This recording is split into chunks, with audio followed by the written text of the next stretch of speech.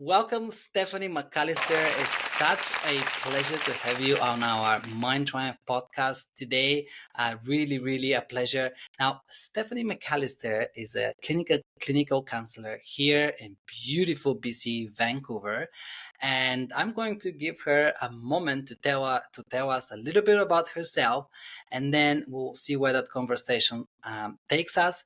The second part, of course, we are going to talk about mindfulness and mental health. That's so important topic, and we'll get Stephanie's experience and insights from her own practice to give us some good tools and takeaways for home. So, Stephanie, please tell us a bit about yourself. We'll start the conversation there. Awesome. Thank you so much for having me on your show, first of all. It's an honor to be invited and asked to be part of your podcast. So my name is Stephanie McAlister, and I'm the owner of Virtual Connect Counseling Clinic. I've worked as a clinical counselor for about 5 years now, 5 years and a bit, primarily in British Columbia. I'm also registered across Canada and in Ontario. So I'll go into just a little bit about Virtual Connect, because that is my practice and something that I'm super passionate about. So I started a counseling clinic, and it's designed to be an entirely virtual counseling clinic across Canada. The goal of the clinic is to offer counseling support to Canadians in a capacity where essentially you don't know where to start. I kind of had an experience with a friend reach out to me years ago and was just like, I don't know where to start. I don't know what to look for. I kind of want some help, but I don't know kind of where to start this process. Which happens often. Like many of us find ourselves in that boat. Yes. And I think as someone in the field and as someone who studied this for years and knew all about it, I was actually quite confused. I was like, how do you not know where to start? Like, look here, do this, look at these things. Yes. Yeah. And that in combination with, I had started counseling and then COVID had hit almost immediately.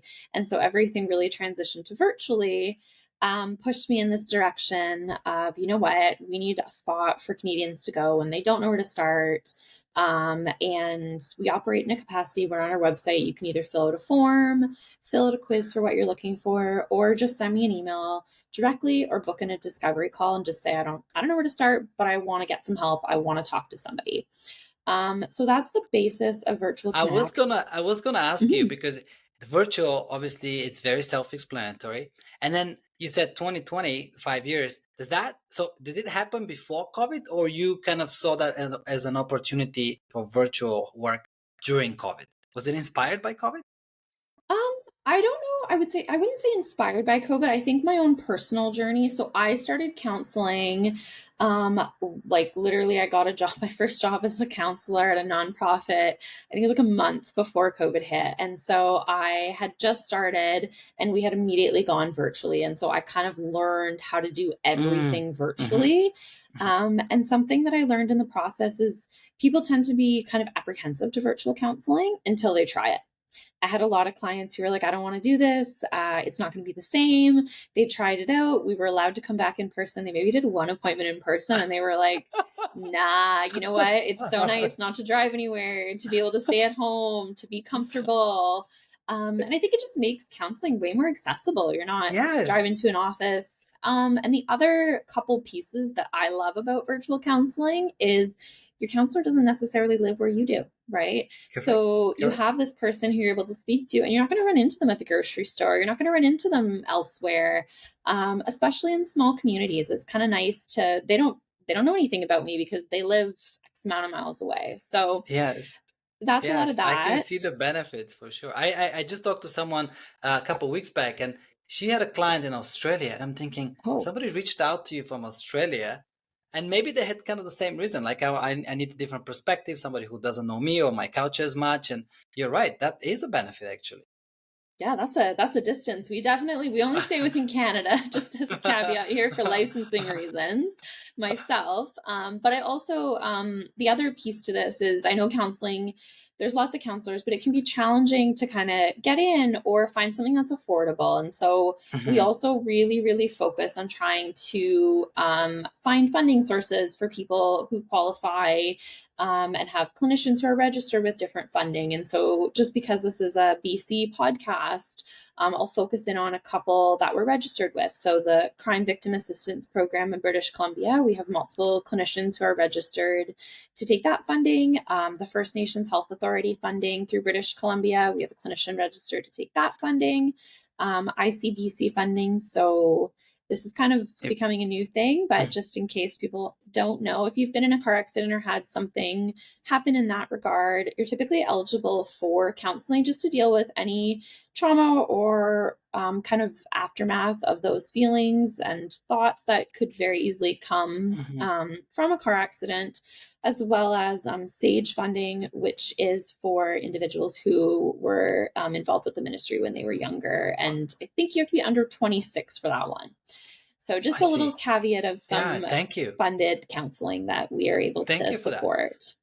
And that's important because, I mean, obviously there's a cost associated to it. And maybe in general speaking, if you don't fall into any of those categories, is therapy in general something you pay out of pocket, or do insurance companies through work carry some of that? Are you familiar? Yeah, absolutely. So a lot of the time people do, if you have benefits through your job, you often have some kind of benefits for counseling. And so you're able to, the way it typically works, or at least I'll speak to my clinic, we ask you just Hmm. to pay up front and you're provided a receipt, and then you're able to submit through your own benefits through your company. And the reason we do that is just because everyone tends to have different funding and different Yes. Okay. benefits for counseling. So, Okay. Well, that makes sense. So, people, you heard Stephanie, check your benefits at work because most people have some sort of benefit package through work. And mental health is important. It's just like any other thing you do, like a chiro or physio, in my opinion, probably even more important. So, take advantage of that if you have it at your work, and see if you're covered. Thanks, Stephanie, for that. Can I ask? I mean, obviously, in these 5 years, I mean, you creating this virtual space, a beautiful virtual space for wonderful people who need help. But what drew you into counseling? I mean, there's got to be, you seem to be passionate about it. So that there's a reason. Was it an event, an experience, or just like, hey, let me get into that? you know what? It's funny. I'm one of the probably very few people. I always wanted to be a counselor. I kind of knew. I remember in like grade 6, 7, I just always Wow. knew. I did, I think maybe this was part of it. Like, my parents did go through kind of a bit of a tumultuous divorce. And so there was involvement with counselors and kind of that side when I was younger. But I've always just kind of, I always knew I wanted to do it. And so it was just, how, what specialties and kind of what area are you going to go into? Okay. So, yeah. Okay. So if I went back in time and I met Stephanie, sixth grade, and I asked Stephanie, what would you like to be when you grow up? You'd say counseling. Yes, absolutely. I always knew, which I know is very kind of, I don't want to say strange, because I feel like that's not No, common. I feel yeah. like more often people fall into something or something happens that leads you in this direction. But yeah, I always wanted to be a counselor, and yeah. Okay, very cool. So now that you are, and have been for quite some time, has that dream played in reality the way you thought it would? Am I making sense? Yeah, you are totally making sense. Absolutely not. I think I always had planned on going into the realm of like forensics in a penitentiary counseling, and so I've done some like high risk counseling or mandated counseling. And then the company kind of developed kind of, I think it was like a series of events that took place, and I was like, "Oh, there's a hole here. There's a gap." And this would hopefully, the goal is to get everyone to know that this exists so that we're able to support people. And we've also made an effort to pair with clinics who offer in-person services across Canada. So if you call and you're like, I don't know where to start, I've kind of tried to form relationships Mhm. with people in different cities across Canada, and the hopes of being able to connect you with somebody at some point. So, Hmm. Well, why forensic? That's interesting. Why? Yeah. That was a glitch in that, to be honest, I took a course in university that was focused on like youth in conflict. So it was called Youth in Conflict with the Law. And I had kind of just saw this. I think it's like this whole, maybe this is a general theme of like seeing the gaps or whatnot. But um, teenagers who had ended up in the correction facility, and it's like you have Mhm.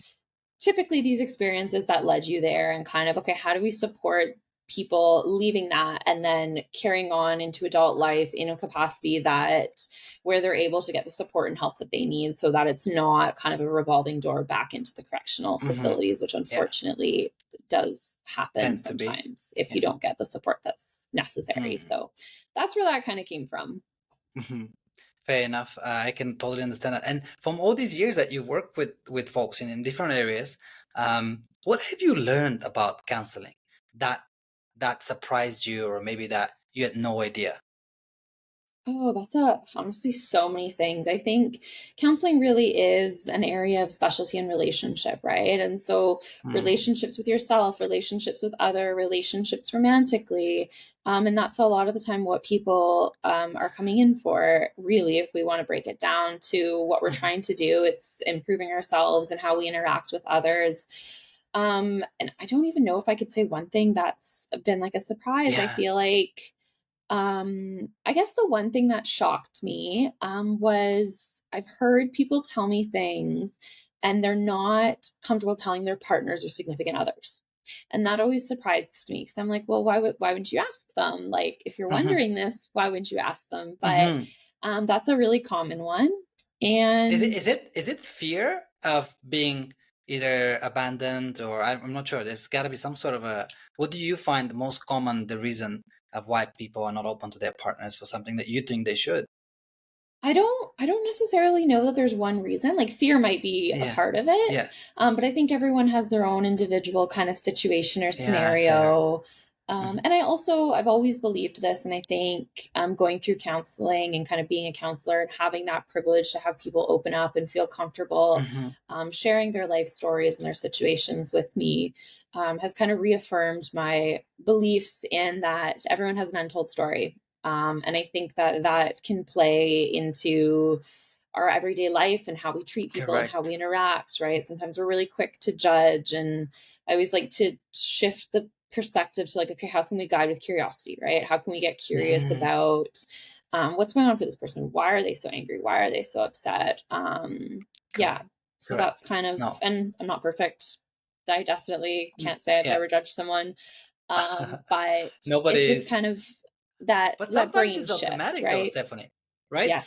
Sometimes my brain does it before I even have. It feels like, oh, he's the judgment. He's tall. She's whatever. And then I'm like, who is saying that? Like I Hmm. didn't even have a chance to veto it. Almost. Does that make sense? Yeah, absolutely. And that's where it's like you have to consciously be like, okay, well, how can I get curious about this? Why is this happening? Why might this be that situation? And Yeah.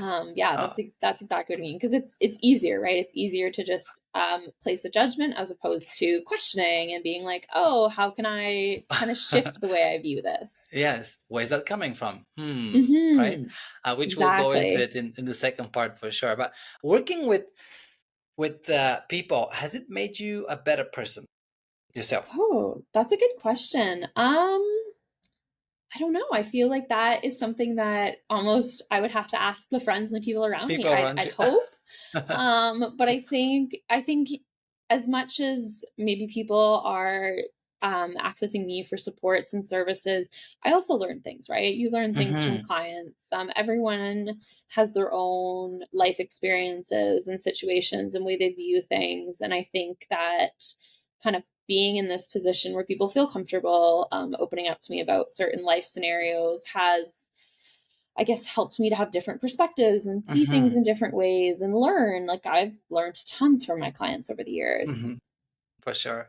So the answer would be yes. And I think it's almost inevitable because you're going to see so many life situations. You're going to learn from those folks as well. So you must by default learn and grow out of that, right? By being exposed to that. And out of the people you work with, like you mentioned, adult families, couples, and youth you mentioned. Mhm. Is there any particular group that you click the most with, and why? I would say for myself, I tend to like supporting people in like life transitions or who are struggling with like anxiety or, okay, how do we make changes in our lives? I think from a clinical perspective, I really enjoy like a solutions focused and acceptance and commitment approach. So kind of what can we do about this? How can we change something, right? And that's not for everyone. Some people like to come in and kind of go through their emotions and where things are showing up, right? Mm-hmm. Um, and I do a lot of trauma counseling. So, historical trauma, childhood trauma, how does that present in my everyday life? And that's also kind of what I mean by life transitions is Mm-hmm. how is my childhood experiences and how is my childhood trauma showing up in my daily life, right? How can I kind of piece this together? Because ultimately, the first step in really understanding yourselves is the why. Why am I doing this? Why are things engaging this way? So, long answer there, but I would say a lot of anxiety, life transitions, and trauma has been my Now that area. totally makes sense. And anxiety is a word that obviously it's being used quite a bit lately. Is there one thing that you can say that creates the most anxiety in people that you've seen? Like if you say that one thing, it's common the reason of why people have anxiety. I would say it's the we want to control the future. And really that's what anxiety is, Oh. right? It's the fear of what's coming. We can't control it and we don't know. And so maybe I'll just throw this in here. It's one of the things I'll go over with clients when they're feeling really stuck is Hmm. determining if you are anxious about a scenario, kind of go through it. Like, okay, what's the worst case scenario? What's the best case scenario? And what's the most likely scenario to happen here? And how would I deal with it? And more often than not, you'll notice your feelings of anxiety will be reduced because you've now figured out your solution. But we tend to get really stressed when it's like, I don't know what's going to happen. I don't know where I'm going in this direction. I don't have any control. And that tends to be a lot of where it comes from. Hmm. Control of the future, so the unknown, basically fear Exactly. of the unknown. Okay, Hmm. well that's pretty common. And where is that coming from? Why do we have that need and fear to control the future? I think as human beings, we want to know what to prepare for, right? Like if we think about like when we're going on a trip, I think it's the running joke. Everyone always overpacks, right? Because you're trying to bring an outfit for this, that I haven't worn this in 10 years, but I might wear it on this trip. Which I think might be an interesting analogy to look at. It's that preparation, right? We want to be prepared. Hmm, I like Um, that. I and like that. so Okay. that obviously leads to anxiety if we can't be prepared or we don't know it's coming, right? That's a excellent analogy. Well, in school, if I take back to school, obviously all Hmm. the things that you're saying are great points. Therapy and consulting in general, or it can bring benefit to anybody's life. Why is it not? Should it be taught in school? They're almost tools, right, for Hmm. us to deal better in life. Should it be? It's part of our school curriculum. I think it's a bit of a tricky one because there are Hmm. counselors in schools, right? There are programs and there are counselors in schools that you can see. I will say a Hmm. lot of the time there is just not enough counselors for students, Hmm. but that is a possibility, right? And I think it's becoming, I'm not as familiar with the school system, so I don't want to fully speak to this, Hmm. but I know that that is an option, that there are counselors in schools that you can seek support with. And I do think psychoeducational tools are starting to go into classrooms, but again, I'm Hmm. not a teacher and I do not work as a No, counselor fair in enough. school currently, so I don't want to make a comment too firmly on that one. Totally agree with you. I'm just speaking from when I went to school. I can tell you that. Well, if they taught it, I missed it. Yeah, It wasn't when I was going to school available. It wasn't even a topic I knew about, like mental health or anything to do with better coping with emotions or struggles, etc. That was not something I remember out of any level of school. Even in college, well, in college you'd have to pick your own classes, really, for the most part. So yeah, that's a different ballgame. But I agree. I think there's more and more bubbling about how to introduce some of that material to school, and some probably have, which is amazing, right? Because yeah, that's where it starts. I mean, we'll talk more about it, but I think most of the work that you're dealing with, or the challenges you're dealing with, didn't start yesterday. They typically start right way back yeah. when I was a child, Absolutely. and There's early signs. yeah, absolutely. Is there anything out of the practice before we switch then to talk more particularly and deeper into the topic of mental health about your practice that you'd like to share that we didn't cover? I think just in general, if you don't know where to start or you're feeling stuck, and you want to seek out mental health support, please reach out. Even if it's not today, it's not tomorrow. Sometimes it's helpful to have that. Like, we offer free 15-minute consultations. So book in a Oh, discovery call. You can connect with me. And we'll kind of talk about what the journey is. And maybe it's like, okay, I just wanted to know what was here. I wanted to know my options, and I'll come back in 6 months. Or maybe it's like, yeah, I want to try this out and I want to get booked in immediately. mhm, Also, just looking at the time of year, benefits often refresh in January. So, not a bad time to kind of seek some support, use those benefits if you have them. And I think the other thing, and this is one of my personal favorite analogies, is don't wait until you're in a situation of like crisis or distress to reach out mm, for support. We don't practice fire drills in the middle of a fire, but it's more mhm, often than not that we'll reach out for support for mental health when we're really struggling or when things have really hit the fan. So mhm. that's one I like to go off of. I'd like to second that for Stephanie. Especially, I can speak from a perspective of a guy, of a man, that we will postpone in kind of the macho situation, either pain, physical or emotional. We'll postpone it until it might be not necessarily too late, but a lot more difficult to deal with when you're in the midst of it, like Stephanie is saying. So, do seek individuals, professionals like Stephanie. They offer, in the case of Stephanie, a 50-minute free kind of first connection point. So that, I mean, there is no brainer. See if it is for you. There's no shame in looking. That's 21st century. It's, like, people should not feel shame to search for help when it comes to mental health. And I've heard somebody compare it to, well, if you have a back pain, you go to a physiotherapist or a Yeah. chiropractor. You're looking for to get yourself better. It's the same thing. Mind is the brain is, another part of your beautiful body. Look for support to make it better, right? Thanks, Stephanie. I did want to ask you one thing before. Mhm. When it comes to men, because this is a kind of a pain point for me, is it true that, and I'm generalizing, I know that men are less likely to search for mental health help than women? That's a hard one. So I actually do work with quite a few men. Okay.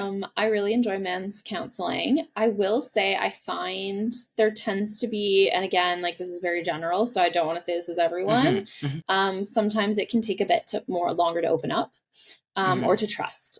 I think that that's more of a common one. But I do think it's really shifting and more men It's are shifting. seeking mental health, which is great to see. But if you are in that mentality of like, oh, this is hard, to reach out or get some support, we also do have a male clinician on our team, which, sometimes I find guys feel more comfortable connecting with other men, Mhm. and having kind of those specific issues to talk about Correct. if, because obviously I experience the world as a female. I don't know what it's like to show up in the world as a male, but yeah, so we try to make it so that there's those options and kind of reach out for support if you feel like it's Wonderful. something that will benefit you.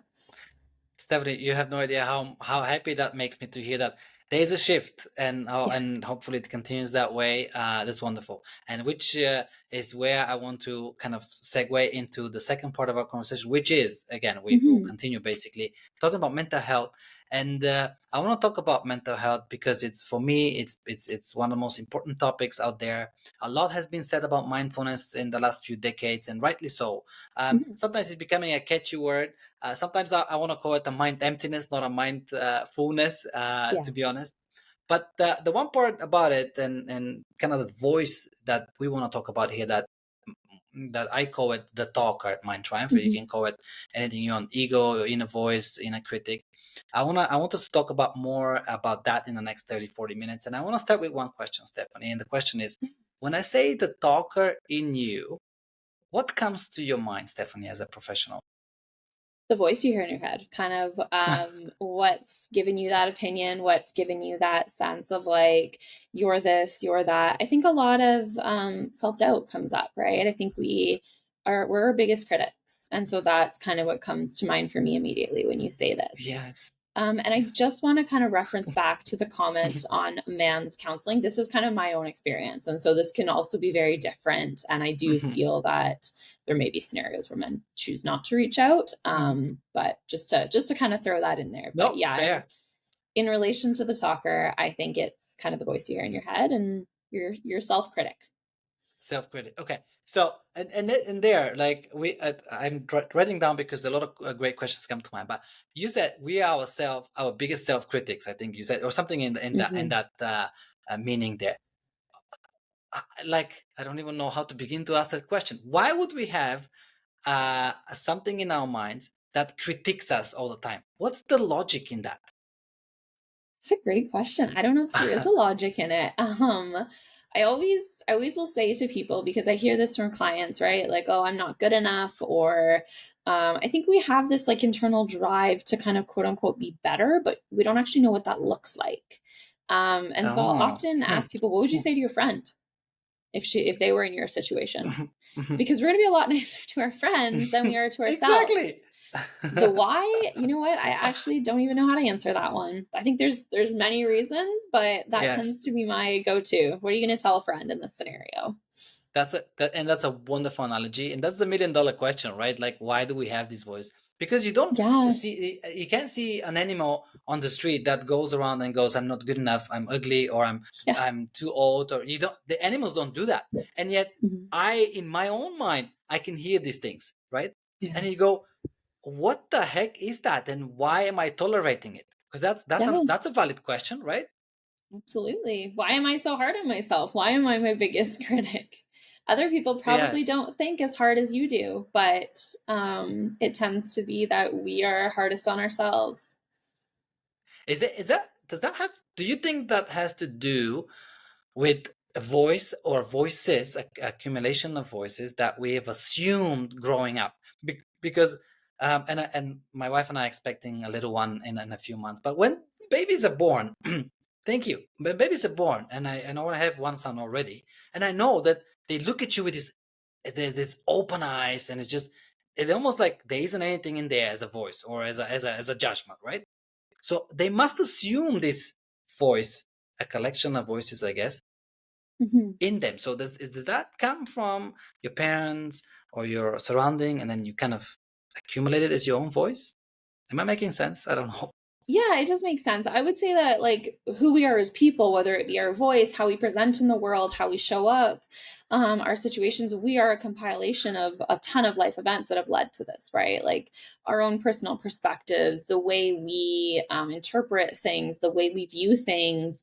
As human beings, we're egotistical. We see it from our lens, and there really is. That's where it's kind of like, okay, try to take someone else's perspective is quote unquote the challenge, because ultimately we take the perspective that we have developed over years, and so I don't think that would be any different from the talker as you refer to it. Mhm, mhm. Absolutely. And you said something very powerful. You said human beings. I mean, correct me if I didn't hear it right. Human beings tend to be egocentric or egoistic. I'm not sure if Yeah, I heard you right there. egocentric. What's Yeah, the we're egocentric?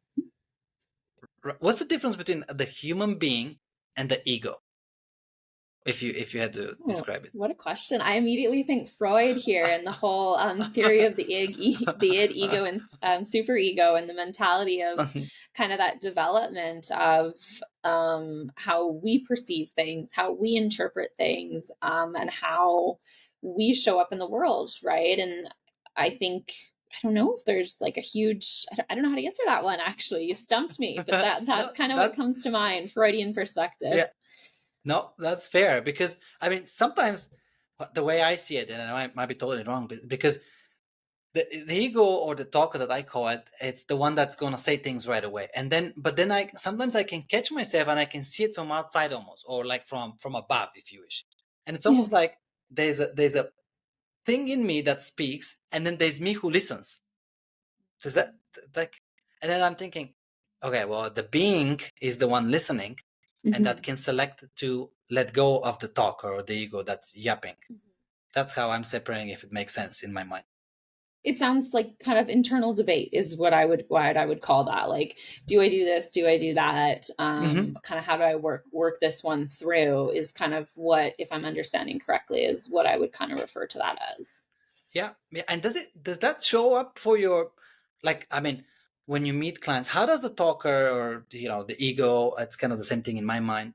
That how does it show up commonly with your clients? I think criticism. And Criticism. that's where I like to use the term, like, what would you say to your friend? Mhm. Because we are so quick to judge ourselves. We're not enough of this. We're not good enough at this. We're this, we're that. And I think that ultimately, even as a society, we need to be a bit easier on ourselves, right? Um, Rome wasn't built in a How, day. how would you shift that negative critical talk to a self, to like a healthier self-talk? What's your approach? How would you approach that? I think it depends on kind of what's going on for the individual, but I think a lot of it is to challenge it. Like, okay, so why do I believe this about myself? Why do I believe this about myself? Why are these the things, if we're talking about like self criticism here, Hmm. why is this something that I believe about myself? Why do I see myself this way? Where does this come from? How would I want to see myself? And what do I need to change in my life to kind of get there? As well as if I knew someone in the same situation as me, what would I say to them? Okay, so it seems like you're driving that, and I think it's a wonderful tool, I guess, or tactic where you talk about what would you say to your friend or somebody you Yeah. meet, right? Yeah. Have you seen that work? Is that why you're I referring to it? definitely have. Yeah, I Okay, have tell us seen that more. one Tell where us more. it's kind of a bit of like a shock, right? It's that sense of like, oh right, I would never be this critical of like my friend or someone in my shoes. Yeah. And people respond to that, I like think it's that a kind point of to the challenging point, right? It forces you to challenge some of those negative thoughts that you might be having. of. And are people willing to um like? Do you think there's some sort of addiction towards negative self-critical talk? Is there, can we call it that way? Because it seems like it's not like I come to you or a client, and maybe it is, but you let me know, and then we acknowledge that I have a self-critical talk, but it's uncommon that I'll drop it right away. It's probably a progress, like a process, and it maybe take a while. So is there some sort of addiction to it, or habit, or how do we call it?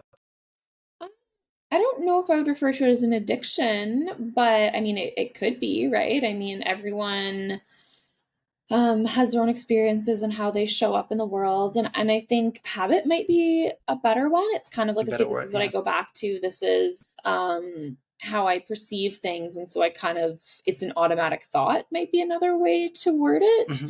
I don't know if that resonates with what you're Yeah. implying. No, it does totally, because I mean, what I'm thinking is, even for myself, looking at my own experience, is that sometimes it feels like, okay, if I'm understanding that this is a negative thought and it's not helping me in any way, it's not productive, it's not effective, I come to that conclusion, I have a moment of aha, and it's relaxing and it's not there, but then it will come up again, which means there's some sort of, like you said, it's some sort of habitual, or there's part of me, an addiction, not as in like a substance addiction, but addicted to that feeling, Yeah. experience again. That's what I Yeah. was saying. And I think that, yeah, it could be for some people. I think that things will present differently in each person, right? And so I think Hmm. that one's a hard one to do a blanket statement over. For sure. I wanted to also ask you about some of the therapy methods that you might be using. We've talked about a bit of CBT, DBT, if I'm saying it right, and an ACT. I know there's acronyms. Can you tell us a bit about what they are and how how they are effective in counseling? Absolutely. So I'll start with CBT because I feel like that one Hmm. is very commonly discussed, talked about, known about, and kind of like the basis for some other therapeutic interventions. So CBT, or cognitive behavioral therapy, is the idea of identifying how our thoughts, feelings, and actions are all interrelated. And so, if we're going back to the inner talker here of like, okay, what is this thought pattern? If I'm having a negative thought pattern, what are the actions associated with that? And what are the feelings associated with that? And if I interrupt this thought pattern to be something different, how does that influence my feelings and actions following? And so, Oh, CBT is a lot of that kind of cognitive adjustment, I'll call it. And how does that practically change our perspective on things? And then I'll move very into, cool. you mentioned DBT or Before you, diet. yeah, Oh, yeah, go ahead. yeah, before you move into the CBT, so it seems like there's a lot of science behind this, because we talked about Yeah. thought can you, is that, does that mean, I've heard the term neuro plasticity, I think Plasticity? it is. Does that Yeah. play into that? Because you're interrupting habits, maybe you're creating new connections. Is that kind of the logic here? Absolutely, 100% it is. It's the how do we interrupt these thought patterns Mhm. to then change the way that we feel about things, and then also in turn change the way that we act in certain scenarios. So, Very cool. yeah. And is that a is there does it happen easier with a certain age? Because there was that like thinking that if you're younger, yes, you can change habits and patterns and that, but then maybe when you're older, it's a bit difficult. Or is, I'm going to say no. I would think no? that I really believe in, like, if you want change in your life, you can do that at any point. There's no age limit, age restriction. If you're like, yeah, I'm ready to make a change, I think it's your own commitment, right? These things aren't easy. And that's another piece that I will often say to clients is we can meet every week and chat for an hour and create all these great plans and what you want to do moving forward and how you want to change your life. But it's up to you to leave and do something about it, right? You are the Correct. only one who can change your life. And so, yeah, CBT kind of goes into that. How can I adjust things Okay. to be in a I, direction that I want them to be? I like it. I'll take Stephanie's answer, and for the listeners, I'm going to sum it up here as what I heard. Stephanie's, yes, you can make a change at any time, and the brain is on your end, on your side. Like it's not just until age of 7, and then you can't change it. I think that myth is busted scientifically for a while now. But also, she said something very important. It's not easy, and we've talked about this in this podcast often with wonderful individuals. Some of these things that we're discussing here, they're possible, of course, and that's why we have therapists, but they're not easy. Often they're work, right? You have to be consistent. That's being persistent, I think that comes to mind, Yeah. Yeah. right? Consistent and persistence in wanting something different, right? For sure. Okay, well, that's CBT. What about the DBT therapy? So DBT has become a lot more popular, I think, in the last little bit. So it's referred to as dialectical behavioral therapy, and Marsha Linehan founded this form of counseling. And the idea is a very practical approach. So a lot of skills interventions, a lot of tools. It was originally designed for people with high suicidal ideations, and then was indicated to be really helpful for individuals who kind of wanted more practical approaches. And so one of the, I'll go in, there's 4 pillars of DBT. I'm going to focus on mindfulness, just because that's one I enjoy and because Mm-hmm. it's become really common. So mindfulness and DBT is really how are we present in the moment? And going back to kind of the point of this podcast, the talker, it's avoiding that, right? It's being here and stop having that kind of like, okay, what do I have to do tonight? What did I get done? Overthinking this scenario, that voice in our head, right? Of I'm on a walk and I'm actively looking around myself. I'm taking a couple deep breaths. Mindfulness doesn't need to be like a sit down meditation, right? It can be Mm-hmm. I'm living in the moment, is kind of the best way to describe it. And so DBT is a lot of skills interventions. It's a lot of practical groups to kind of go through. We've run a couple of those just to kind of help people learn, like, how do I implement this in my everyday life? So I hope that answers. Do you have any questions about DBT? That's I do. This is amazing. So I mean, the cornerstone here, especially that pillar of mindfulness, is presence, right? We talked about presence. But Yes. here's the other thing that is kind of ironic. How can I not be present? Meaning, there's my body, there's you, there's humans. We obviously are in the present, like that. My existence is in the present moment. That should be undeniable, right? If we deny this, that means that there's got to be another problem here. So, and then yet that's becoming the drive nowadays. So you need to be present, but we are present, as in physically. But the problem isn't that, is it? We're not, though, because Yeah. we have phones that go off constantly, taking us in different directions. You're out for a walk, and I like to use this walk example. So let's say you're out walking your dog. You're thinking about, I got to get back to work. I need to do this. I need to do this. I need to do this. What am I going to have for dinner? You're physically in the Yeah. moment because, yeah, how else could you not be? Mentally, we're often in a totally different place. And that's where working on kind of refocusing and Mhm. rejigging and focusing on, like, oh, look at the flowers beside me, or how is my body feeling, right? That's a big one. Do a body scan. Mm, Like, am I mhm. noticing discomforts in my body? How Mhm. am I feeling internally, right? We don't do that because we're so focused on the motions. the next.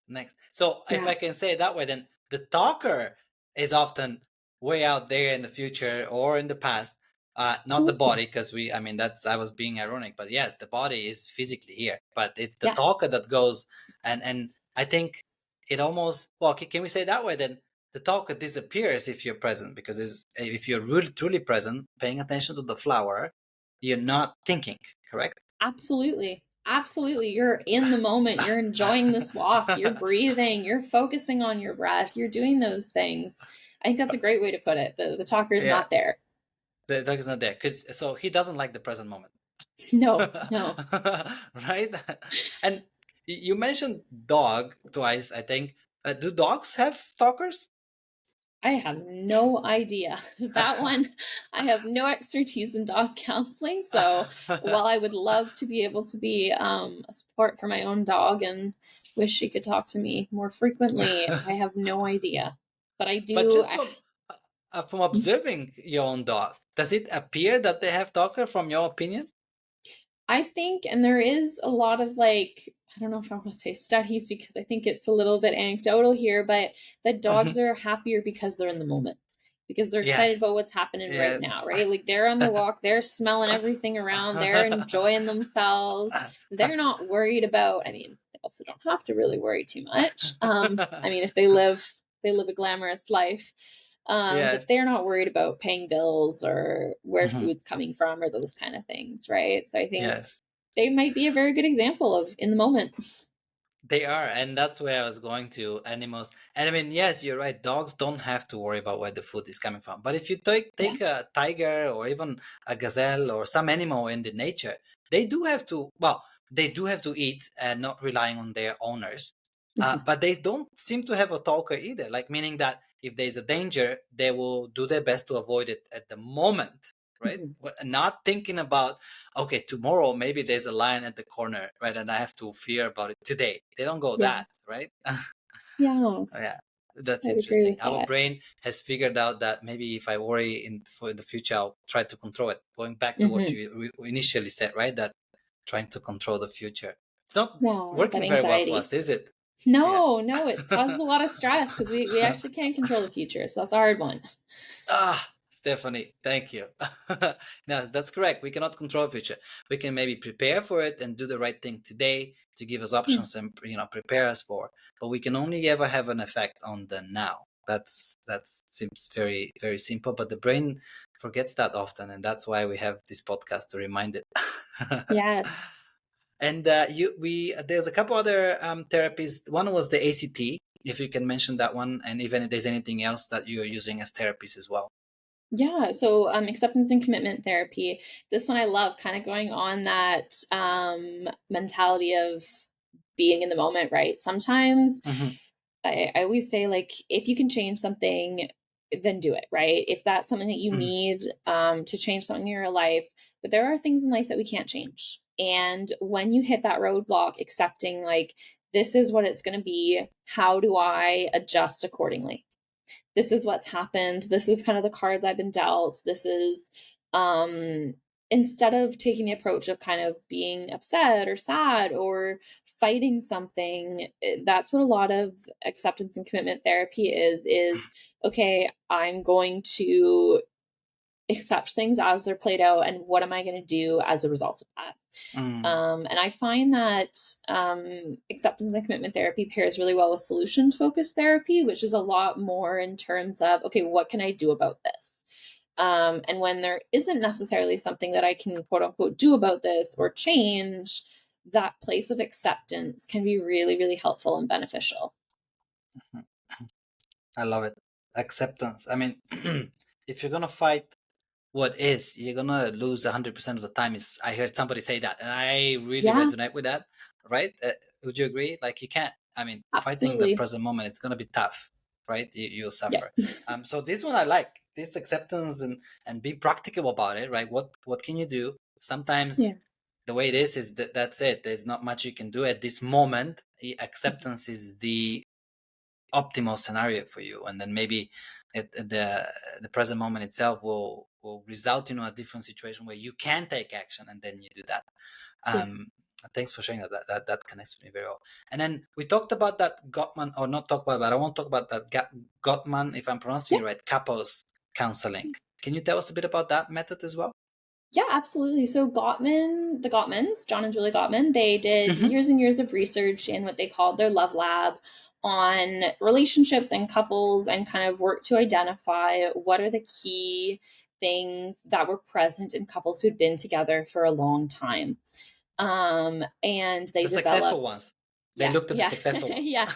Those who'd been married 20, 30, 40 years, what was present in their relationships that maybe either wasn't present in newer relationships or wasn't present in relationships that didn't end up working out. And they took that research and they turned it into a form of counseling. And so I always say Hmm. Gottman's couples counseling it can be a bit structured at the beginning, but kind of riding things out, right? You'll go through, just from like a client perspective, you'll go through an intake as a group, you, the counselor, and your partner, and kind of go through a bit of a history of your relationship. And as we've talked about, we're a combination of all events that have led to now and how that impacts us. And then you'll have an individual appointment, you and your partner, to go into detail about, like, okay, how is the relationship for you? And I think a key thing, and I do this, I won't speak for all counselors because everyone has their own approach, but Mm-hmm. I believe the rule of no secrets. So in our individual appointments, whatever you tell me, we are going to bring this forward and we're going to talk about this as a group, Mm-hmm. because you came in as a couple and you cannot put me in Correct. positions where you tell me secrets that your partner doesn't know. That is just not fair, and it's not helpful for No. the process overall. And then we'll come back together and start the process of couples counseling, which there's different tools and interventions that John and Julie Gottman created. Mm-hmm. But I also don't want to go too much into this one because it's very contingent on each relationship, right? Mm-hmm. Depending on if you're coming in for maintenance, if you're coming into a big one is communication. How do we improve our communication? How do we work on how we show up for each other? Mm-hmm. But of course, each relationship is very different and each Different. couple is very different. So All yeah, and that kind of working makes through makes different tools and psychoeducation to improve the relationships makes total or sense. figure out where they need to go. I think that's another Mm-hmm. common mistake, that couples counseling is going to fix everything. Sometimes it Mm-hmm. just helps you go in a direction that is better for you, and that's not always with your partner, but sometimes it is, right? Improving that. Mm-hmm. So yeah. Agreed. I do want to talk a bit more about couples in general, or when Yeah. it comes to counseling. Now, when two people fall in love, we're creating the scenario here, an example scenario. They fall in love, they see something in the other person, obviously, Yeah. right? You fall in love, and then down the road, 2 years, 5 years, 10 years, you've got problems, arguments, sometimes unfortunately fights, miscommunications, etc., etc., etc. How did we go from, wow, I cannot not be with this person, I love them, I love spending every minute with them, to this person is the reason for all my problems right now, and Mm. right, like how is that? Do you see where I'm going with this question? Yeah, I Yeah. absolutely see where you're going. And I don't know that there's one answer for you. I think that life happens. Sometimes we forget, right? We get caught up in our daily life and we forget to appreciate the people who really matter to us, right? And the other thing is, your spouse or your partner is someone who you're around all the time. It's very easy to start to notice their flaws. It's very easy to start to notice the things that annoy you about them because it's a constant, right? You're always seeing them, you're always exposed to that. And I think that's also part of it, right? Is remembering, like, what were those kind of initial attractions and how do we keep showing each other respect? I think that's a big one, even in the days where we're tired or we're exhausted. And how do we work as a team and how do we show each other respect? I agree with you, the respect. But I think the talker has a lot to play with this. I honestly think that the talker is unable to actually truly unconditionally love. It's almost designed to find faults or blame. And as you said, Mhm. if you're most of your time with this partner, it's easy to blame that partner for something that they did or didn't do. And then I also think that from my experience that sometimes people not in relationship human being to human being, but it's almost like talker to talker, meaning like, oh, this person will come and fit in and complete that void I have in me. And then the other talker might be thinking the same thing, coming out of a void and not being enough, maybe. And then quickly after this initial emotion and passion and love, as they call it, when that goes away, the physical attraction, the talkers are left and they create all sorts of problems. I don't know if I'm making sense with this, but that's kind of how I've justified it in my head. Hmm. Yeah, I think the way I kind of interpret that is maybe the whole idea that like we're a combination of all the events that happen to us, right? Like our perspective, your perspective is going to be different than your partner. The way you see the world, the way you show up is going to be different than your partner, right? And that piece of like coming at things with curiosity, right, instead of judgment. Because if I'm understanding correctly, you're kind of you referring to the talker essentially as like our place of like judgment or criticism, and Exactly. yeah, that is an area where it's not helpful, right? So that shifting to a place of curiosity tends to be I a like lot it. more beneficial. It's always a better place to come from, curiosity and not judging. And speaking about that, instead of me judging these facts, I'm gonna maybe talk about them. Like it Yeah. is, and I mean that's what research says, that there's more divorces and separation now that they've been for one Mhm. reason or another. We don't know the exact facts 2,000 years ago, where we don't have databases, right, to know. But it seems to be the case that there's more separations nowadays than there used to be. Is that a Mhm. judgment? That's a fact? But how do we interpret this? I think that's a tricky one because, from a very non clinical, practical perspective, I think we also have to get very realistic. I don't think it was until like 1970, don't quote me on that one, I'd have to look it up, that Mhm. women could open up their own bank account. So Oh yes. yeah, there was not a lot of separations historically, but it wasn't really an option. You couldn't Hmm. work, you couldn't have your own kind of, I think we're at a point in society where it's a choice. And so Hmm. now we're making a choice. We don't necessarily have to remain in relationships that maybe aren't great. But then it Yeah, also function. brings the question of, does that mean that people just choose to walk away a lot quicker? Hmm. And I think there's so many reasons that we could talk about this for probably hours and hours on end. But I Correct. do think part of it might be just that it's an option now, but also, And it yeah, wasn't. what's our theories on relationships? How has that changed over the years?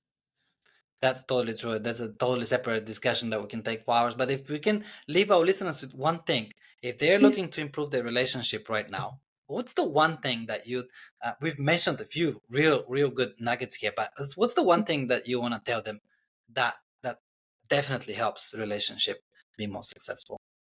Oh, I cannot give you one. I cannot give you a guarantee on that one, but I would, the one thing that I would say, and this is very simple, but listen to your partner, listen to what's going So, on. But I don't think at any point I can give you a guarantee that that's going to improve your relationship or make things better.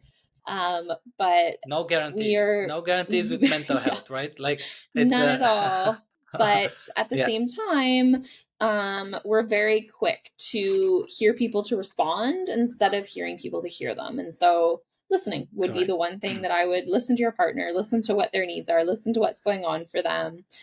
I agree, Um, 100%. but yeah, Can we even say listen presently, or like yeah, do it be like being present in the present while you moment. Part listen? of that is listening to someone, right? No, true, because sometimes I catch myself. I used to do it more often. Now with my practices and really trying to, and for the most part, succeeding to be present, I would catch myself.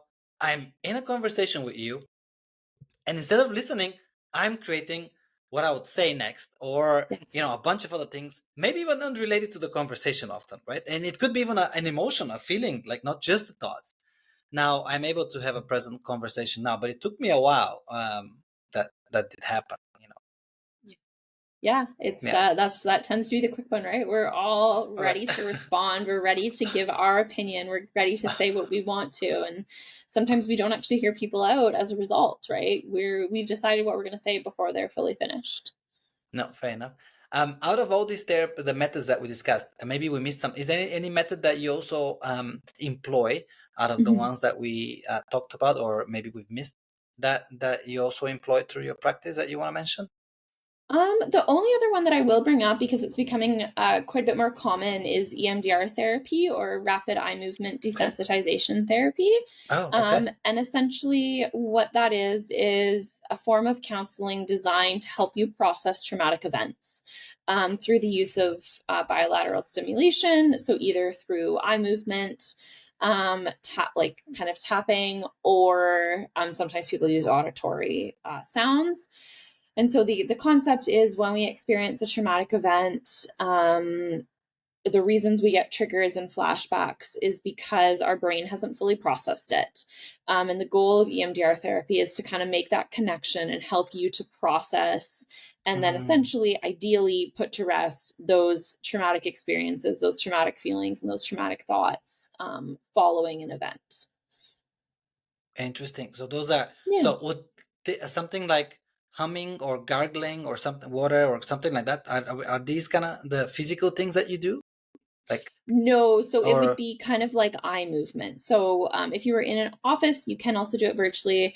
You kind of do eye tracking. So your counselor will guide oh, you through eye got it. movements as a form of focusing in on reprocessing traumatic events.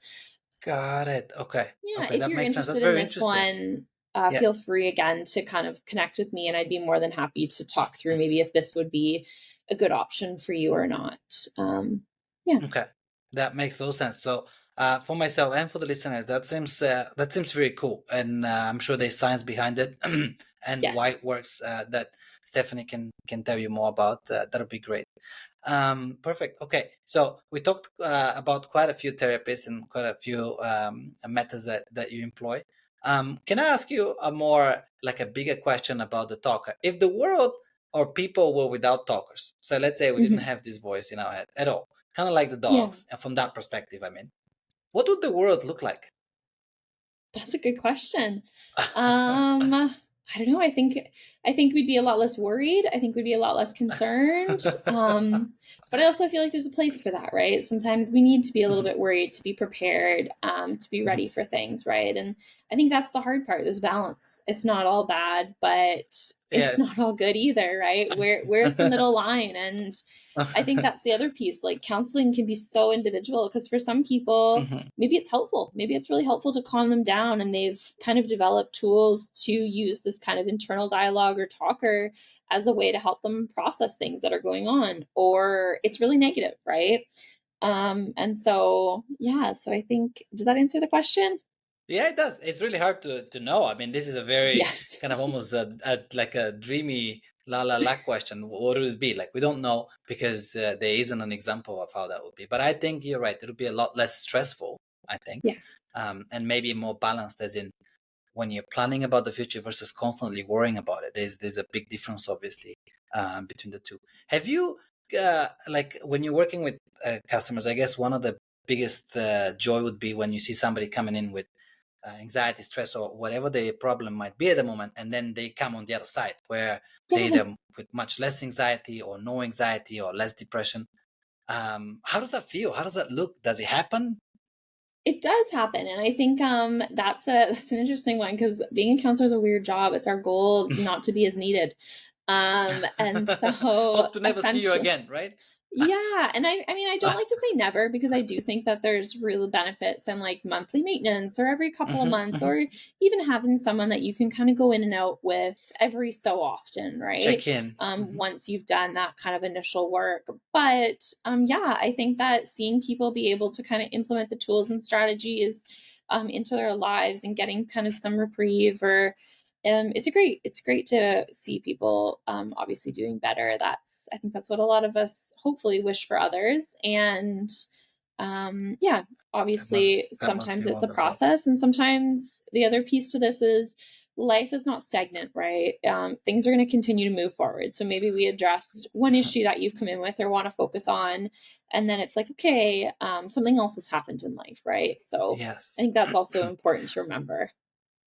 Oh, exactly. But what I heard from Stefan is that it does happen, which means Yes. look for help. And I mean, I wish the word help comes to my mind all the time, but it Mhm. can be replaced with, I don't know, support or just Yeah. like consulting.